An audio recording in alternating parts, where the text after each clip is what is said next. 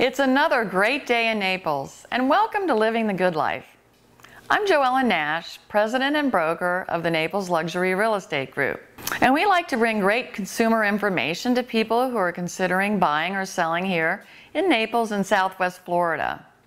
Today, I want to share with you a dozen things you should know once you've made a decision to buy a home before you make your offer.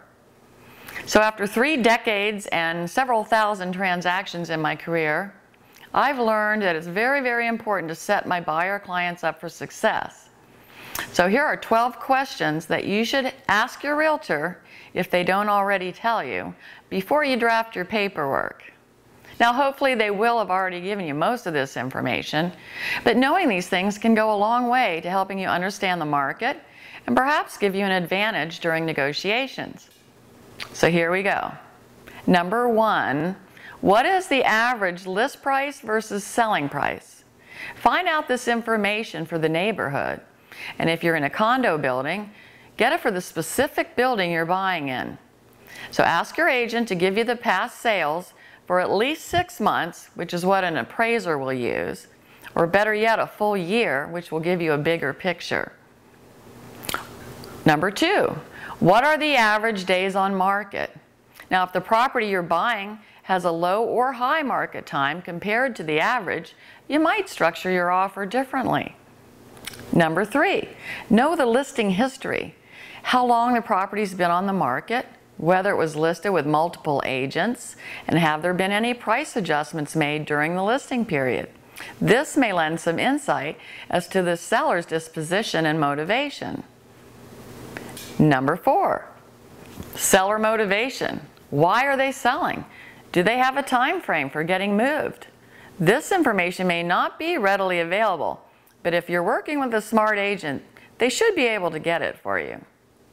Number 5, have there been any prior offers? Or number 6, are there any current offers that are on the table? How long ago did the offers come in? Are you in a multiple offer situation? Again, a good agent can inquire and get this information for you. Now, usually there will not be any information shared about the prices that have been offered. A good listing agent would never tell you this. But you should be able to be advised if there are multiple offers on the table so that you can make your highest best offer and determine the strategy that's best for you. Number 7, what might be included with the purchase? Are there any furnishings that may be included? And what's the value according to the seller? Is the seller moving locally or out of the area? Now sometimes leaving the furniture is actually a benefit to the seller, and they don't even give it a lot of value, and it may be a benefit to the buyer, at least to have some furniture there until they can replace it with the furniture they really want. Number 8, how strong is the homeowners association for the neighborhood or the condominium building that you're considering? So ask for copies of the financial statements and budgets for the past couple of years. Check to see how much money is being held in reserves and if they've made any recent capital expenditures. Number 9, are there any transfer taxes associated with buying in this neighborhood? There are many neighborhoods that have $3, $6, $1,000 transfer fees. And this is something that's going to be part of your initial investment, so it's important information to know. Number 10, is the neighborhood in a CDD? That's a community development district. What is the CDD balance for the property that you'll be buying and assuming, and how much is paid each year? Number 11, what will be your annual obligation for homeowners fees?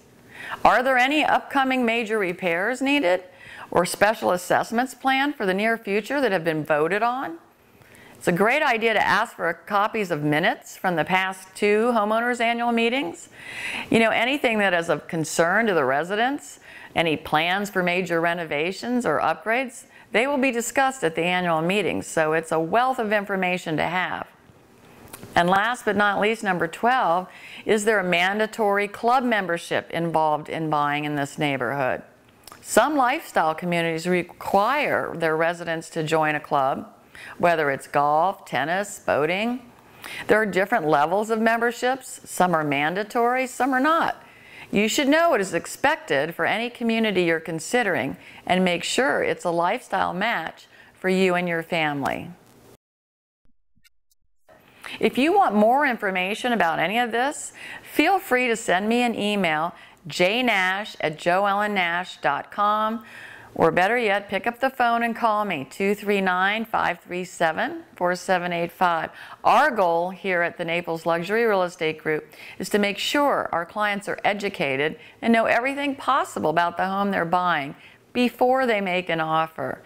We want to advise them and arm them with information like this so that they can negotiate their best contract and can move into the neighborhood with confidence that they made the right decision. So again, give me a call, 239-537-4785. I'd be delighted to hear from you.